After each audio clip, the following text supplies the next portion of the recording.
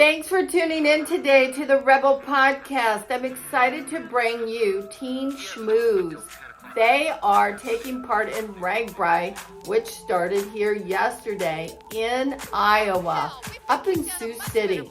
They are going to ride across the state of Iowa. It's an 8-day event, and it's the longest event of its kind in global history.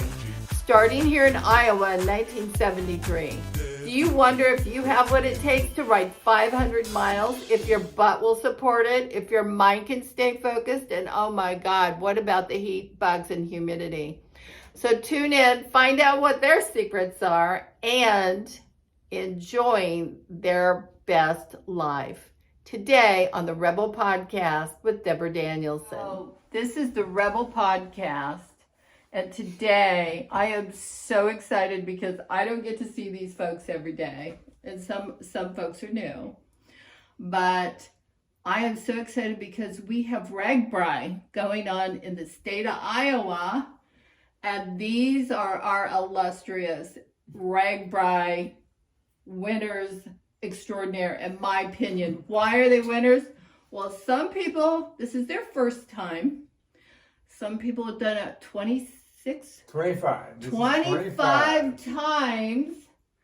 And I know a lot of people don't know what Ragbrai is, but we're going to find out. And we're going to meet these people who are brave enough to go out and brave the heat, humidity, bugs, and concrete.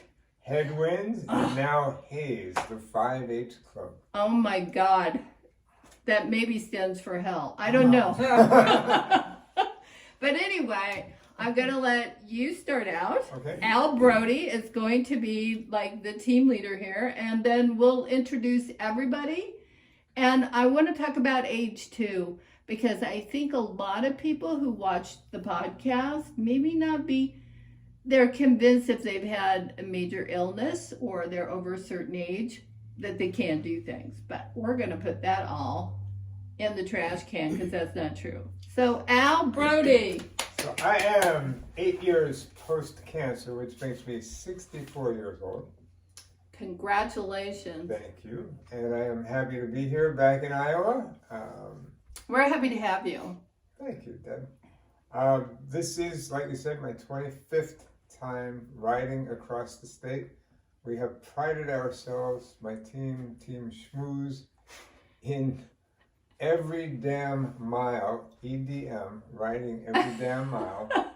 But I must admit that this year I am slacking, that some health issues have come up and I'm struggling in some breathing things. So I will probably not do every damn mile, but I'll do a good part of it. And there's a couple of things that I really want to do, which some people might consider cheating. One is the gravel route. So one day of Ragbrai, the register's annual great bike ride across Iowa, has an alternate route, which is all gravel. Which sounds difficult to me. Versus a paved route. Yeah, it's a little bit more challenging, but it gives you more of a rural sense of Iowa because there's no pavement, so there's really not much around it. So I'll get to try that, and then there's the John Karras Loop, which is I think it's 13 miles this year, that adds 17, something like that, adds to the normal route to make it 100 miles for the day. So how long is the whole route? It's just about 500 miles. Does your butt burn? You know, I've always, for 24 years now, I've always done it on recumbent, and when you're sitting back with your legs up in the air, you get a little breeze through the areas that might warm otherwise. Nice. But this airflow. That's all right. So I never wore padded shorts before. This will be a first for me. I'm going to wear padded shorts, and I have two bicycles that I'll use. One is a semi-recumbent, which has pedals out forward, but you sit in a pretty much upright position. And the other one's a regular bike.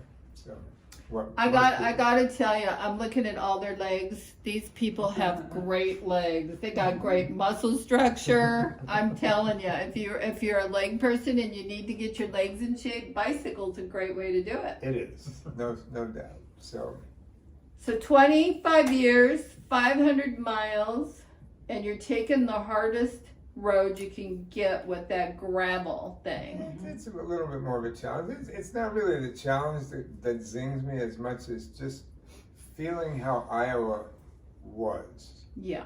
And there's not much of America where you can ride for 57 miles on a dirt road and actually go from one place to another. Yeah. And this one, it actually intersects with the paved route in, I believe, 4 different towns.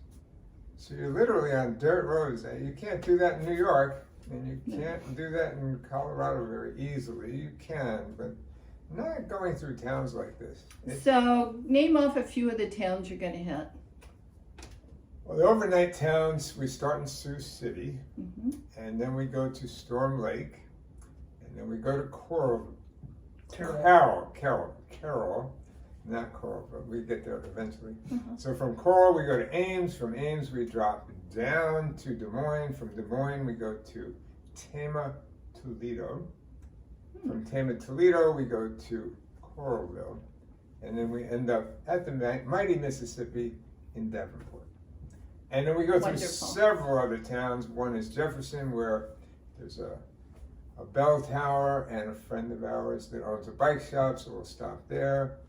In Ames, we have a good friend who used to be the condom queen on love it. Ragbrai, Yeah.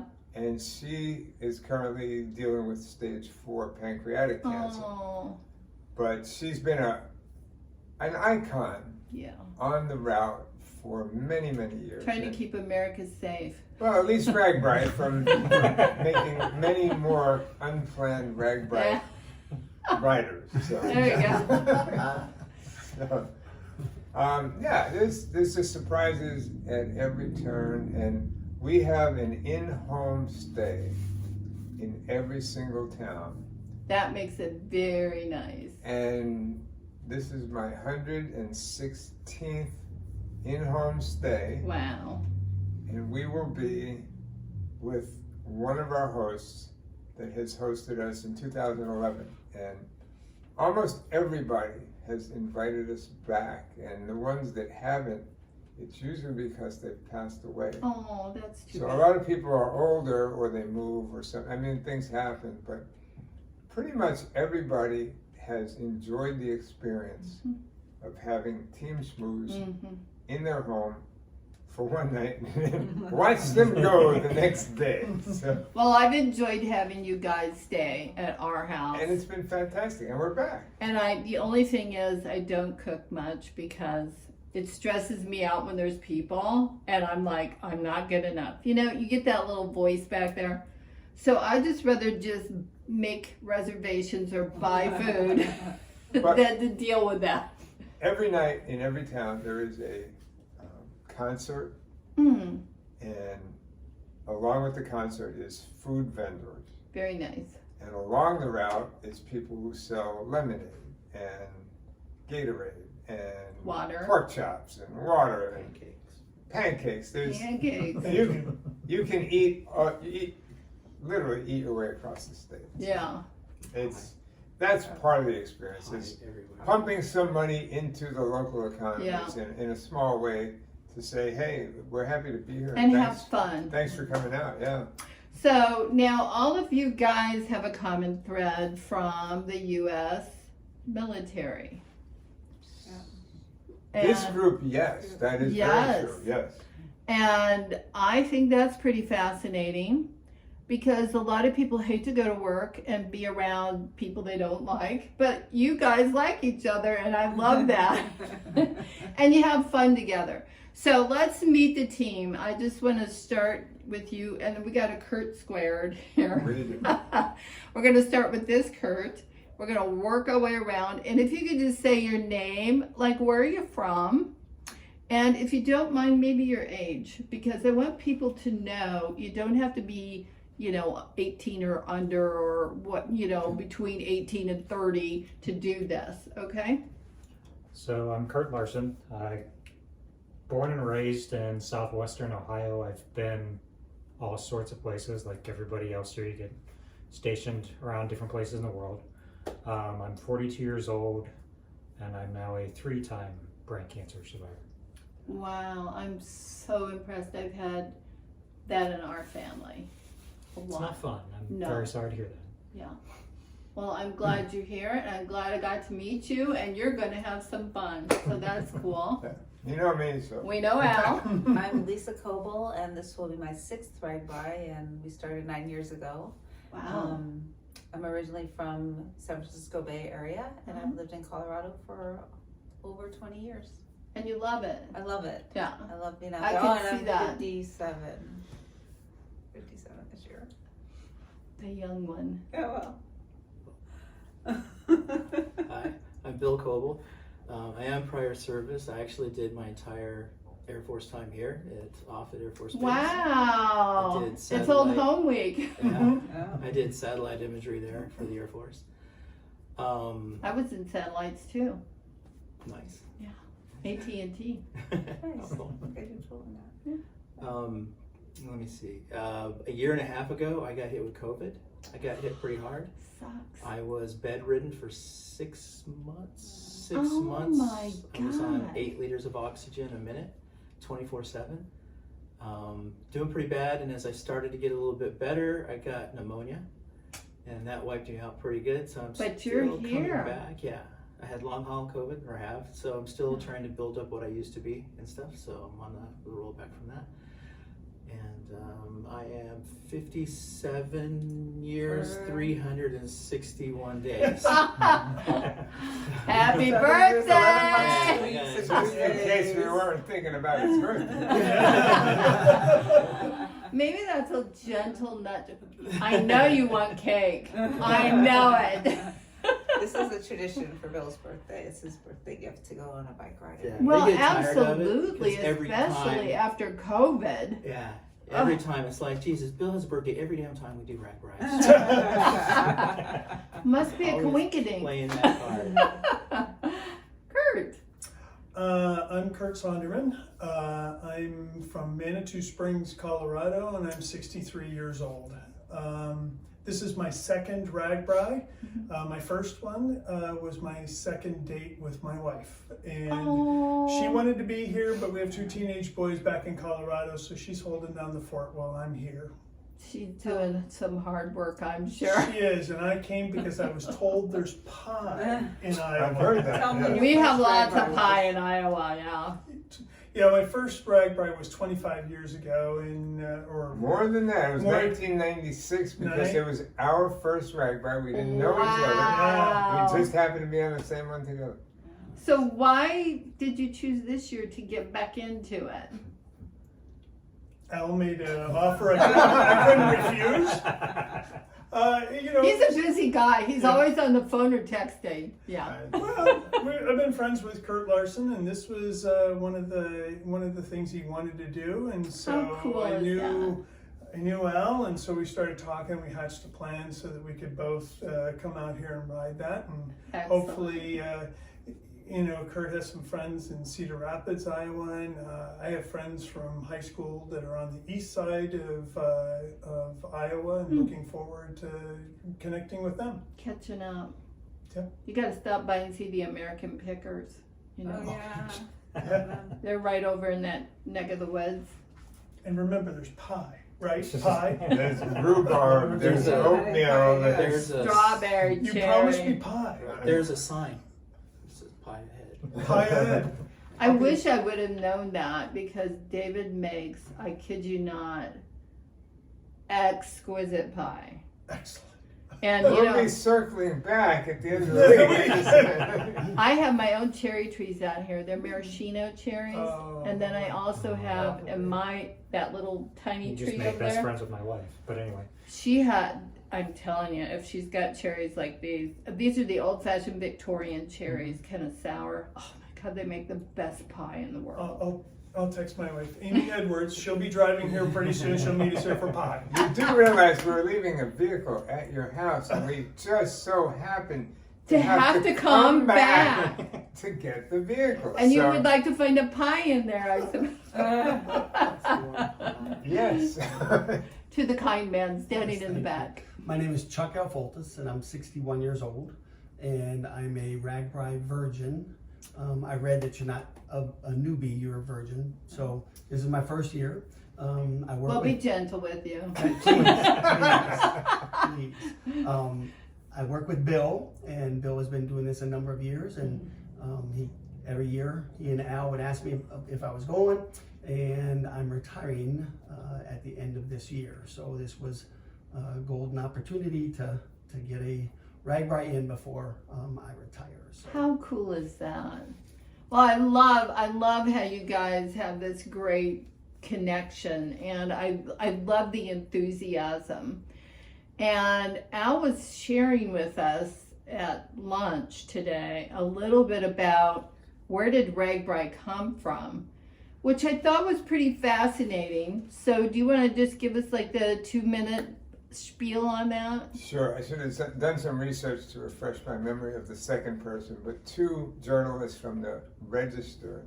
Des Moines Register? Des Moines Register, newspaper in Des Moines. Mm-hmm. John Karras was one, and the reason... Donald Hall.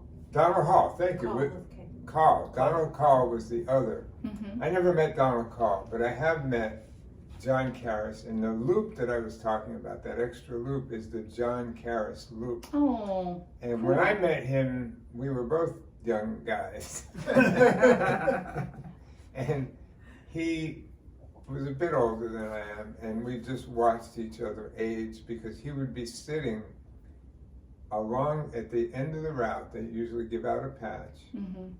and he would give out the patch for the John Karras loop.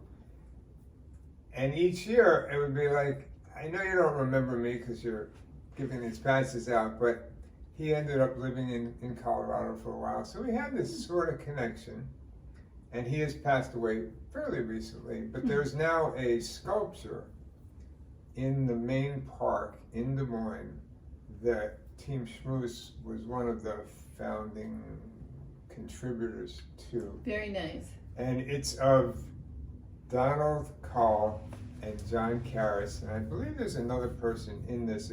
It's all gold and it's somewhat abstracted, but it's a tribute to what they did. They started trying to ride themselves across Iowa to do some journalism. A bunch of people glommed on, and this year I believe there's 18,000 registered riders. Mm-hmm. With the anticipation of 75,000 that will somehow find their way onto the route from Ames to Des Moines. Yeah. Because it's relatively flat. Anybody that thinks the state of Iowa is flat has never ridden it on a bicycle and only driven across I-80 thinking, this is so flat. But it's not. It is most definitely not. It is a challenge. So that connection, and Ragbrai is the longest, oldest, furthest, non-competitive bike ride in the world that we know of. Wow. Largest. That is very cool. So I think 28,000. 2 or 3 years, 28,000. well, Okay. right before That the was about 2 pandemic weeks ago. hit, David wanted to see Ragbrai. He had never seen it, and I've told him about you guys coming and staying at the house and what cool people you are.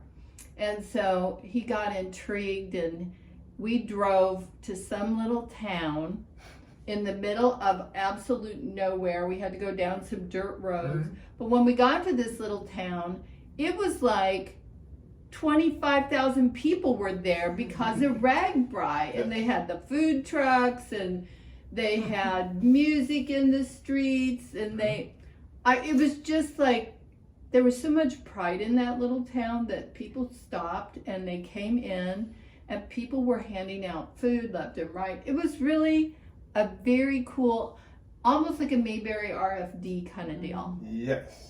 It was a really good thing to see in our fast-paced world where everybody's worried about AI, right? Mm-hmm. It was just, and I really liked the fact that at that moment there weren't all the windmills going. Yeah. But when you look at the Grant paintings and you see all of the hills in Iowa, I was very hilly. It really is. The Stone City pictures, that area, yeah, that's iconic, and that always makes me think of those paintings and what we ride. Mhm. Yeah. Well, now, what I want to do is just flip this a little minute and just say, on an individual level, what is the most challenging or scary thing that you think that you have to overcome when you go to put yourself through something like this? Because this is not something you just wake up one morning, I'm gonna go right across 500 miles of Iowa in 100-degree heat with 95% humidity, right? It takes preparation, and it takes, I think, discipline with the food and this, the rest and the hydration. So I'd like each one of you just to tell me a little bit about your biggest concern and why you're gonna overcome it on this trip, and what would make you feel victorious, besides just finishing, of course, right? I get it. And if it were me, if I finished even a week later than everybody else, I would probably be grateful. But anyway, we'll start. You want to start? Sure. The biggest issue for me is this wasn't planned. Oh my gosh. I didn't know I was coming till about 3 days ago. So that does happen sometimes. I have some pretty heavy, some well-known and well-respected endurance things in my background, but most of that has come since my last brain surgery. Mm-hmm. So I have some neurologic issues. I can't do the volume of training that I would like to do. Right. So for me, the issue is going to be just managing my expectation and staying within what I can actually handle at this moment in time.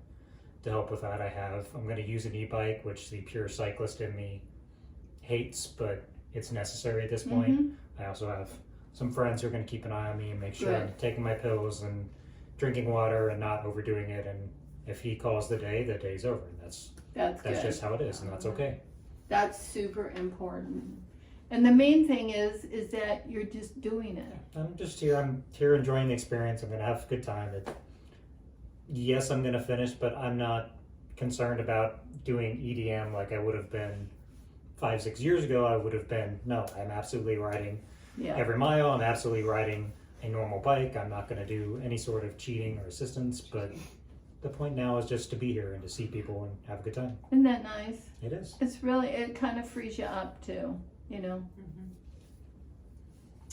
Let me go last. Oh yeah, that's good. He's so wise. He's our sage.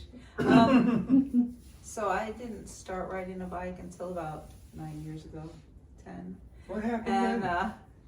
I decided this guy was fun to hang out with. And he's a cyclist, so I had to get on the bike to get some time with Bill, and have started to finally think of myself as a cyclist. But where do I start with the challenges? I think our team is really unique and great because we do all come from different places and different backgrounds and different abilities. And so we all just really work together to really encourage each other's strengths. And a couple of years ago, I rode my best Ragbrai ever. I don't think I'll ever have another Ragbrai like that. So this year I had a lot of pressure to do as well as I did. And Was that the year you stayed at my house? No, it was a different. Sorry. We actually ended up camping that whole week, and it was a completely different experience. But it was because I had gone through 2020, and because we didn't have all the extra things on our time, and so we trained for 2 years. Just rode a lot, and not really thinking about that was why. This year I put a lot of pressure on myself to do really well like that. Ride faster, ride harder, ride longer. And it came to Al, was it 3 weeks ago, I said, I'm not going to be able to do this. I can't ride anymore. It's just not working. And then we kind of looked at each other and went, what are we worrying? It's going to be fun. We're going out there to have a good time, meet people, enjoy the day, and it's our vacation. So we come out, we have nothing else to do but ride. And it's a completely different mindset. So I'm really excited about just getting out there and experiencing Ragbrai is like nothing else. And I've told all my people, it's 10 miles at a time. So I'm super excited about it. We have a little uniqueness that we have a supported team. So we have a van that follows us across the state. And so we don't have to carry our own stuff all day. We carry what we want for the day. We drop it in the van at night. We get to sleep in someone's home, meet new people. I have friends that I've had for 10 years now because of being able to come out here and meet some people that I would Oh, have never met before. wonderful. So, That's really fun. yeah. I know some people would feel weird if there were just strangers coming into their house, but I've never felt anything weird about that. Everybody has always just been like, I guess I think of it like sitting on an airplane, right? We're all in this together. We're all going somewhere together, right? Like that. And so just make it a fun time, right? You have nothing else to do except for be on that plane and be in that moment. And it be just in the is so moment. The most important thing is to be in that moment and thank God for the moment, right? I love free. that. I love it. Thanks. Yeah. For me, I think the biggest thing I was worried about was just it's going to be different for me. Over the last couple of years, well, when I was young, I did a fundraiser for Make-A-Wish, and I rode 300 miles in 24 hours. Are you serious? I was in my 20s. Oh my God. I feel like I need to sit down. I was in my 20s, That's so crazy. it was fine. I was into distance riding. And so when I was getting ready to hit 50, I was like, well, I'm going to do 200 miles. That's going to be my goal. And so I went out and did 150 in our local neighborhood. I did our 15-mile route 10 times. And it just started raining really, really bad. And so I had to call that quits. Yeah. Then the following year, I found a nice little route in Denver that I did, and I did 200 miles. And I was like, well, that was relatively easy. So then the following year, I did 250 miles, 18 hours. But in prep for it, I was doing a century a week and back-to-back centuries, do one on Thursday, another one on Friday and stuff. So I was getting some miles. I did Katy Trail fully loaded, carrying all my own gear and stuff. Did Ragbrai, which ended at the end of July. And then that November, I got COVID. And it totally knocked me to where I couldn't even get up off the But just couch. think if you wouldn't have been in good condition. Yeah, that's what they say. They said I It wouldn't. probably saved your life. Yeah, they said because I built up my lung capacity that Yeah. I wouldn't be here unless I'd done that. Yeah. And then pneumonia, which actually Yeah. I think hit me harder than the COVID did.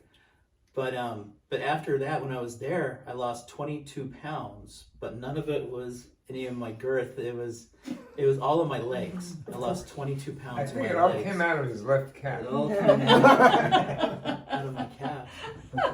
And I didn't recognize them. Wow. I didn't recognize it, and I could pull on it. It was just like putty. Even now, Oh my before word. I couldn't grab skin. Even they were so tight and stuff. I'm still building back up. Yeah. But it was just like squeezing Play-Doh. And it was just, Isn't that I would odd? let go and it would stay like that. I'd Whoa. mold it into a duck or So whatever. were you freaked out? But yeah, I it would was, freak out. it was pretty freaky and stuff. But I lost everything that I'd worked so hard to gain. Yeah. And just getting it to come back. But and you're stuff. alive. That's I'm alive, so Yeah. I'm better than anybody else. so thank God for that. That's underground. Yeah, I'm doing better than they are. Yeah. So I was grateful for that, and it's taken a while, but I'm coming back. So just to see what used to be easy for me per se, to go through and just feel it and to feel more pain and stuff, like I'm starting over again. Do you Like think from it's scratch. made you more empathetic toward people that have disabilities? Oh, definitely, Yeah.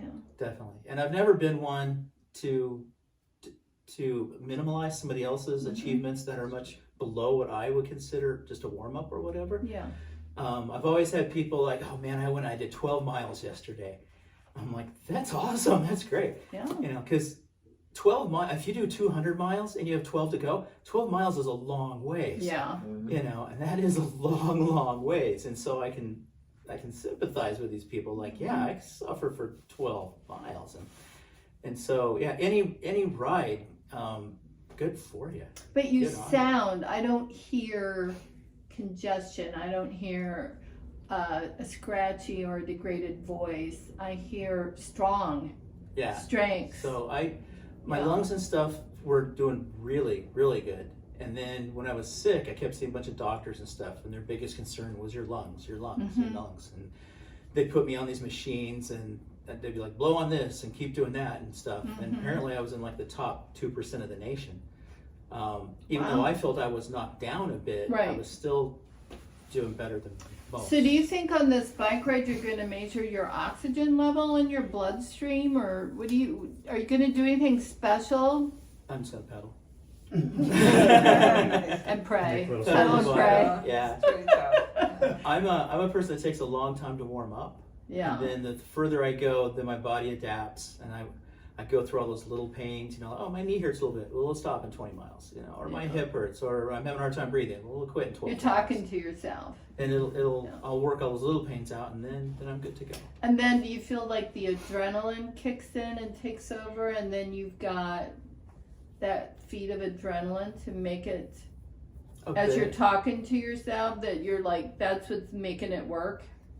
A bit, yeah. And then also I want to see things. You know, if I'm cruising along at a good speed, maybe I can go for a slip and slide here. And then maybe I can go for a swim here. Maybe we can help them make ice cream by pedaling the trimmer thing here, you know? Yeah. Or if I'm like, well, I'm going slow, so I can only do one of those things. Yeah. I want to do them all. That's cool. And at the end of Ragbrai, and you look back on the memories, you don't really remember riding your bike.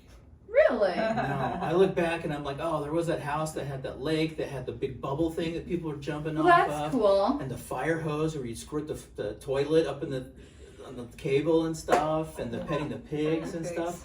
And I'm like, God, what were we doing? Oh, it was a bike ride. Yeah, we That's actually rode our cool. bikes too. All righty. Well, thank you, Kurt. I think all of us have a little bit of goodness going on in the fact that we live at above 7,000 feet of elevation. So Well, that's true. coming down, you know, we have this base level of red blood cells that helps with all that. But Amy and I both tend to gravitate towards higher latitudes and higher elevations. We're definitely alpine people. We've been ski patrollers for 20 years, and we really don't think much about heading out into 20 below zero and off into the ski to go to work. But undoubtedly the thing that I worry about most is the heat and humidity, because I tend to fold like a cheap suit in this kind of weather. So I think that I just kind of have to go through the mental game and just kind of regulate my pace on the bike, just to know that I'm prone to have my, an elevated body temperature and everything due to the heat and humidity, and just play it smart. Spray bottle? Do you carry a spray bottle? I have not, but I do when I see people on the side of the road with garden hoses or sprayers or everything. I aim right for them and hope to get wetted down. I tell you what, as a runner, every single time I would just wear the bare necessity and I would spray myself. And as long as I had water on me, I could make it through that horrendous. Well, it's mainly the humidity, I think, because it feels like it just sucks the life out of you, But I feel for you. My husband's like you. The colder it is, the happier he is. He's miserable right now. Like Kurt, I'm most worried about the heat and humidity, because I've been in. My name and age. Oh, I'm sorry. My name is Chuck Elfoltis, and I'm 61. I thought I said. Yeah, we already did that. We did that. Been there, done that. Yeah. You must have went to sleep. Right. He was giving him a hard time. But I was, but I've been in Colorado for 25 years, and Okay. so I am just not used to this kind of. It's so dry there. It's suppressive- drier, right? Yeah. It's very very dry air. You put your head in the oven though, it's still hot, but it's dry, right? It's a dry heat. But as I was thinking about coming and started reading articles and things like that, being from a small town in Ohio that grows corn. It's North Ridgeville, Ohio, is the home of the Corn Festival. Oh, So, really? yes. And so I really look forward to, the small town atmosphere, seeing a throwback to a simpler time. A simpler time. It's harder to find anymore. Yeah. Years ago, when my wife retired from the Air Force, we debated whether or not to move to a small town to give our son that type of lifestyle. But we elected to stay there in Colorado Springs. So, and It's at a the time, beautiful it was place. a small town. It's not Yeah. anymore, but it was a It's a beautiful smaller place town. there. They got Santa Claus in the North Pole up there. Right. I mean, What more you could you ask can't leave Santa Claus. Well, thank you all for coming today. Now, if there's anybody on the trip that does comedy, do you have a comedy person in your team? We have some funny people, but none of them. They're not unfortunately, comedians? I'm not sure funny in that way, but Craig hasn't arrived, but Craig has an interesting way of bringing out the comical side of everybody. Yeah. He's the guy that just called. All right, who did But they the didn't vroom answer. vroom. But the vroom vroom. So I think as a team, so if you're asking if this group, I haven't really discovered, because this team's always kind of evolving and welcoming in new people and creating. I just So, wondered if you the had a magic joke of the of the moment. day or anything. You know, Bill? like to kick the morning off. Do you have Ah. like a joke of the day? And I don't know about jokes, but Bill is one of the wittiest, quickest people I've ever met. really? Yes. Yep. In any situation, he can pop something off. You know. Feel put on the He's- spot now? Or? I'll just talk He's about gotten his us in trouble a experience. couple times when we go to meetings together. So Well, that's cool. So, you got anything else to share about? As far as fears, and I had this fear in 1999 when I first did it, I thought there's nothing else like Iowa. Right. And Iowa was truly rural, border to border, from the left coast, as we call it, Missouri, and the right coast, as we call it, Mississippi, and from the north to the south borders. It's suburbanizing. The Mhm. older, smaller towns are literally dying, Mhm. and the towns that are along the interstates are thriving. But it's those towns, those little towns away from the interstate, Yeah. that really make Ragbrai what it is.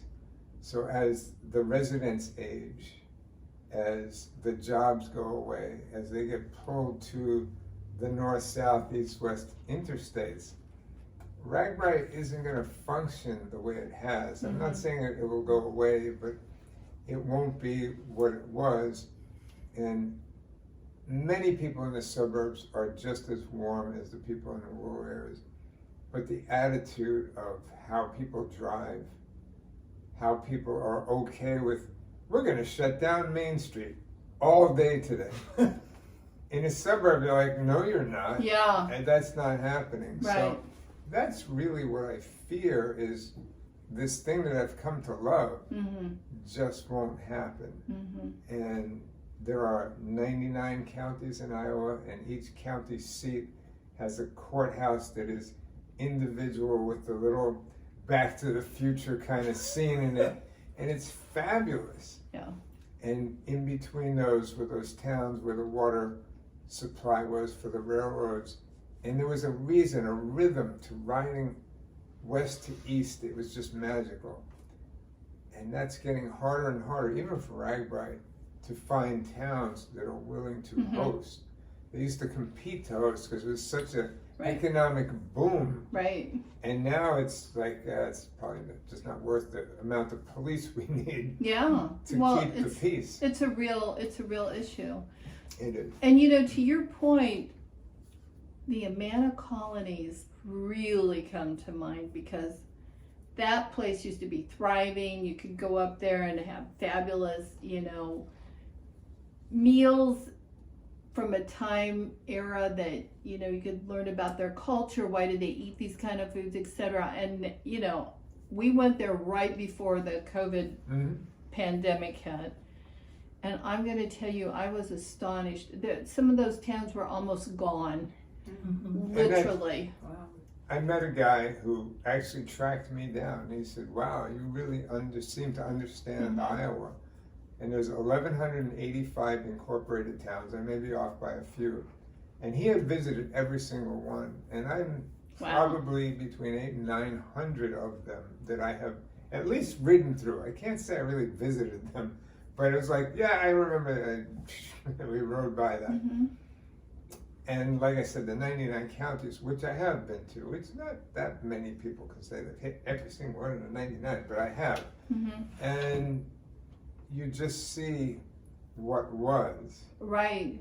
Empty buildings. And it empty, won't be like that. empty main streets, and Yeah, it is different. it's So. it's very much like almost in the rearview mirror. And that's why the last, however many times this happens, the routes that are chosen are going through the towns that still do that. Mm-hmm. And that's the beauty of it. It's capturing something that is fleeting. And it really is just And going not just Iowa. No, It's absolutely Oh, no. not. across the country. We just stopped yesterday in Kansas, and it was the same thing. This downtown was barren. Yeah.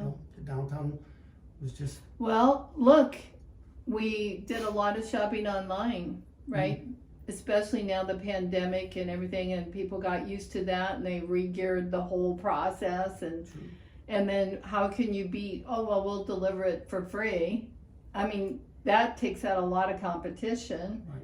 It's just so many things that our culture has been going through, and it feels like people are leaving. I know the average size of a city in Iowa 20 years ago was somewhere around 2,000. Mhm. And I gotta tell you, I go by towns now that if there's 15 people in the town, I'm amazed. Yeah. But then the few larger cities are getting much bigger. They are. Well, but then I look at Council Bluffs. So when I was a little girl, early 60s, it was hard to drive down Broadway, our main street. And there was 4 lanes. It was lots of traffic. You had to fight to get anywhere, to make a turn. I remember all of that. I can drive down the street now and see maybe 2 or 3 cars because the businesses have left. Right. And that's really hard. So they're trying to bring in more bars, more restaurants, but how many bars can you have, right? All in a row, all next door to each other, it's just like crazy, and those are very low paying jobs at the end of the day. So how can they afford to have a house? Yeah. Yeah. Welcome to the modern world. Modern world. Well, I'm excited for you guys to have a great victory. I hope you come up with one joke a day at least, even if it's a bad one. Okay. So when something's hurting or you're not feeling good or whatever, you can think of that stupid joke and think, I never want to hear that again. Maybe you could come up with a better one. So when are you coming back? What day are you coming back? We'll be back next Saturday. So Next not tomorrow, Saturday. next Saturday. Next Saturday. And it'll be late. Well, you'll have to call and give us a heads up. Maybe David will make a pie. You never know. Well then. It's It's worth a call. Could be Or 2. rhubarb, could be cherry. You sold me on this. I got to He try makes like a rhubarb strawberry pie that's really good, and he makes really good crust. Yes, please. I love crust. I mean, yeah, it's good. Yeah. We're back. Right? That's what I Any said. We'll be back. Last parting words of wisdom from anybody? Thank you. It is Thank you. your hospitality, Thank you. the willingness to engage with people you don't know and make them feel welcome in a magnificent collection of homes. I won't even say a home. It's amazing. So, Deb, thank you so much. Thank you. I will say one thing along with your point of trying to encourage people to try something outside their comfort zone. Yeah. Something I learned of being diagnosed with a chronic and ultimately terminal illness at 27 years old. Don't assume tomorrow will be there. Don't put off, Right. hey, I'm going to do that someday. Make today that day. Take a couple of days off work. Go do it. You're not guaranteed that you're going to have a chance later. You might as well do it now and get some pleasure out of it while you can. That's a very critical point, and so glad you brought that. Thank you for joining the Rebel Podcast today with Deborah Danielson. I truly love inspiring and sharing stories that will help you to be encouraged to follow your dreams. I know that it's sometimes very frightening and it seems overwhelming that your dream could ever come true. Maybe there are financial difficulties, maybe you have no connections, or maybe you just lack a few classes for the talent that you're trying to fine tune so you can be your ultimate best. Whatever it is, Let this podcast inspire you. Don't let any words of discouragement get down on the inside. Push them out and know and be sure in who you are. Thank you for supporting the podcast. You can watch me on Spotify. You can also watch this on YouTube. And if you join in on YouTube or Spotify and you would like to donate to help support this show to make it even better, please do. I encourage that and I thank you. Special shout out today to a couple of my big supporters. Number one, Miranda in Florida. Love you. And number two, Robin, who is in Georgia, who has encouraged me for many years. Love you guys. Thank you for tuning in today. And be sure to go after your dreams. Dream your dream and live your dream.